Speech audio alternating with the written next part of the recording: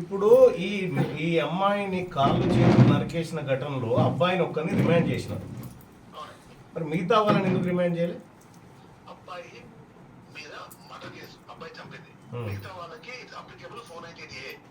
ఇది statement record చేసిన తర్వాత టేక్ ఒపీనియన్ నోటీస్ ఇవ్వాల్సిగా రిమాండ్ చేయవచ్చు. అయితే మర్డర్ కేసులో భర్త రిమాండ్ చేసినాం, భర్త చంపిండు, వాళ్ళకి ఓన్లీ 498 అప్లికేబుల్ అవుతుంది. అది కూడా మా తండ్రి స్టేట్మెంట్ రికార్డ్ చేసినాము.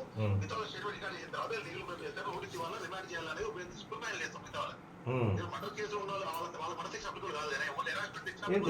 ఎందుకు వాళ్ళు బదులుకొని చేయొచ్చు కదా, వాళ్ళు కుట్రదారులు కావచ్చు కదా. నువ్వెట్లా డిసైడ్ చేస్తావు? నువ్వెట్లా డిసైడ్ చేస్తావు? అది కోర్టు కదా డిసైడ్ చేయాల్సింది.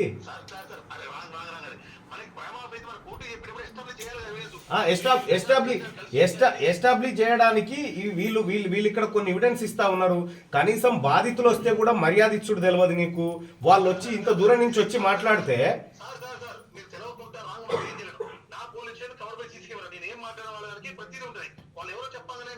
ఏమైంది బాబు?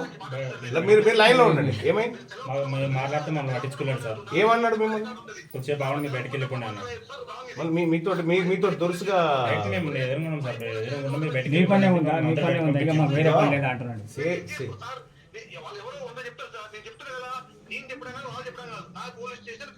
సార్ సిఐ గారు, నీ పోలీస్ స్టేషన్ కాదు, అది పబ్లిక్ ది.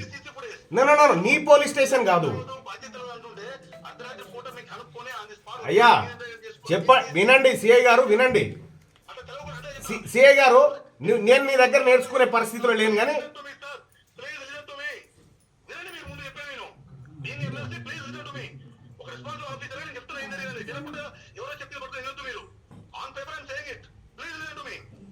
బెదిరిస్తున్నావా?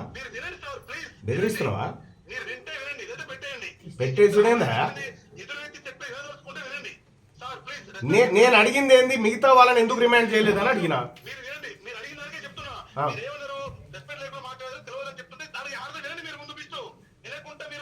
వికారాబాద్ పక్కన ఉన్నటువంటి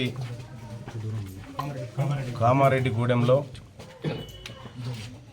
బాధితుల కుటుంబాన్ని పరామర్శించడం జరిగింది. హైదరాబాద్లో మేడిపల్లిలో మహేందర్ రెడ్డి అనేటువంటి ఒక నరరూప రాక్షసుడు మా బీసీ బిడ్డను ముక్కలుగా నరికి, మా స్వాతి అనేటువంటి యాదవుల బిడ్డను ముక్కలుగా నరికి పైశాచికంగా వాళ్ళ కుటుంబం అంతా ముందే కూడబలుక్కొని ఇందులో ఈ హత్యకు పాల్పడ్డారు. ఈ హత్యకు పాల్పడ్డ తర్వాత నేను ఇప్పుడు బాధితులతో మాట్లాడితే చెప్తున్నటువంటి ఘటన ఏంటంటే, ఈ కుటుంబం అంతా మహేందర్ రెడ్డి కుటుంబం అంతా ముందే గ్రామం నుంచి వెళ్ళిపోతారు. ఆ నైట్ హత్య జరుగుతుంది, వాళ్ళు పరారీలో ఉంటారు. వెంటనే ఇంకొక రెడ్డి గారు మేడిపల్లి సిఐగా పనిచేస్తున్నటువంటి గోవిందర్ రెడ్డికి ఫోన్ చేసి బాధితుడు ఎవడైతే హత్య చేసిండో నిందితుడు వాడిని సురక్షితంగా కాపాడి ఒక్కడిని మాత్రమే జైలుకు పంపుతారు. ఇక్కడ ఇంటోళ్ళందరూ బదురుకొని ఆ హత్యను చేసినటువంటి ఆరోపణలు ఉన్నాయి, కంప్లైంట్ కూడా అట్లాగే ఉంటే మేడిపల్లి సిఐ అలాగే పోలీసులు, అగ్రవర్ణ పోలీసులు, రెడ్డి పోలీసులంతా కూడా ఈ కేసును తప్పుదారి పట్టించే ప్రయత్నం చేస్తూ ఉన్నారు. దీన్ని రాష్ట్ర వ్యాప్తంగా తీసుకుపోతాం. ఎట్టి పరిస్థితుల్లో బాధితులకు న్యాయం జరగాల్సిందే. ఈ హత్యను తప్పుతో పట్టిస్తున్నటువంటి మేడిపల్లి సిఐ పైన కూడా హత్యా నేరం పెట్టాలి. ఇందులో అతన్ని కూడా పార్టీ చేయాలి. ఎవరెవరైతే అధికారులు ఇన్వాల్వ్ అయ్యారో వాళ్ళని చేస్తాం. ఖచ్చితంగా ఇక్కడి నుంచి చెప్తా ఉన్నాం, ఈ రాష్ట్రంలో ఏ బీసీ వాడి తెరువు వచ్చినా, ఏ బీసీ వాడి తెరువు పోయినా రియాక్షన్ అదే స్థాయిలో ఉంటుంది. మీరు ఇంకా బీసీలను బెదిరించుకుంటూ అనగదొక్కుతాం, ఇంకేదో చేస్తామంటే ఒప్పుకోవడానికి సిద్ధంగా లేము. అధికారులకు కూడా ఖబర్దార్ చెప్తా ఉన్నా, ఎన్ని రోజులు మీ ప్రభుత్వం ఉండదు, మా ప్రభుత్వం వచ్చినాక మిమ్మల్ని ఖచ్చితంగా ఏరుతాం బిడ్డ. మీరు ఎక్కడ పోయినా కూడా మా వాళ్ళకి అన్యాయం చేస్తూ, మా వాళ్ళకి ఇబ్బంది పెడుతూ, ఆ తల్లి గుండె కోత, ఆ తల్లి బాధ ఎవరికి